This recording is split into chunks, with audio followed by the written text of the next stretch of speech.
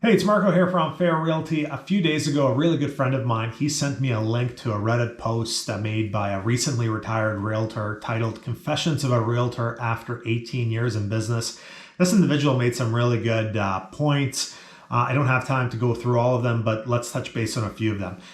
He started off the post by saying, listing your home costs us, realtors, a couple of $100, $200 for the photos, up to $800 for the video, photos, and other fancy media. Oh, and a lockbox. Everything else is fluff. I gotta agree with this guy on this point. So here in Victoria, I mostly use a company called Standard Res. They charge me $120 for professional photos, $140 for a professional floor plan, and $200 for a video. So $500 all in. I use this company, let's say on half of my listings, kind of lower end listings, beat up houses, tenanted properties, etc. Then I have a different service provider. His name's actually Marco. He does also photos and videos. And then when I use him, I use a third party to do the floor plan. Marco charges about $500 for a video, $200 for professional photos. They're slightly better than Standard Res, the baseline company I would use.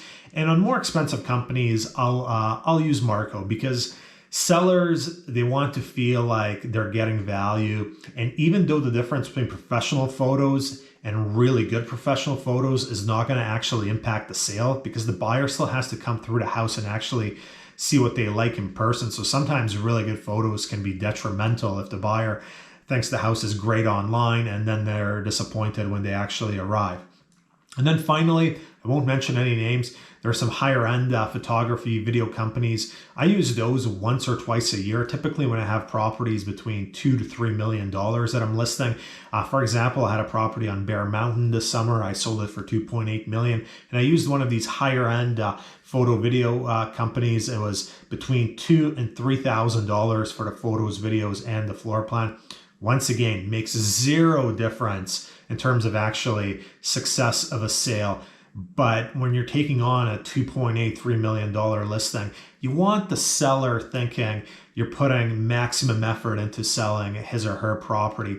And also, if you're using like basic professional photos and all the other luxury agents with similar houses in the area at 3 million are using the high end photos, then that seller is going to maybe think, well, maybe not enough is being done to sell my property, even though in reality, it doesn't really matter. You're selling something I like to call fog. So this retired realtor is 100% on point. Everything else beyond professional photos, including better professional photos and exceptional professional photos, it's pretty much fluff. The next point is, there's no such thing as a neighborhood expert advantage. Rarely. This is a marketing ploy to charge more. They can be an expert on the area, but it doesn't necessarily directly translate to results. Almost always there is a different agent that brings the buyer. Once again, 100% correct. 99% of transactions have a different buyer's agent. The neighborhood expert thing is simply a marketing ploy for the listing agent to secure more listings. I don't agree with this retired realtor when he says to charge more. I think it's more so to actually secure the listings than to be able to charge more than other agents. How do I know it's a ploy? Just look at Oak Bay. There's a million Oak Bay experts, neighborhood experts. Look at Oak Bay Avenue. There's a lot of real estate offices in Oak Bay Avenue. And then you look at an area like Colwood. There's no real estate or neighborhood experts in Colwood. There's no offices in the Colwood Strip. Why is that? It's because in Oak Bay, the average selling price is very high. Commissions are typically based on a percentage. Everyone wants to sell in Oak Bay, so there's a lot of competition. So all of a sudden, everyone's the neighborhood expert in Oak Bay. Why don't we have any neighborhood experts in Colwood? Because realtors are focusing their marketing efforts in areas where they can make the most amount of money, and that happens to be Oak Bay. So 100% agree with this retired realtor. Neighborhood expert, total nonsense. You know, I've had a few people buy properties in Oak Bay in the last year. Guaranteed you, they have no idea who the listing agent was. People contact the buyer's agent. They typically know the area they want to buy, and they go online and they look at all the houses. Not to mention that, also, 98% of houses are on lockbox. So you show up with a buyer's agent. Where exactly is the neighborhood expert listing agent showing his or her value being the neighborhood expert? It's just complete nonsense.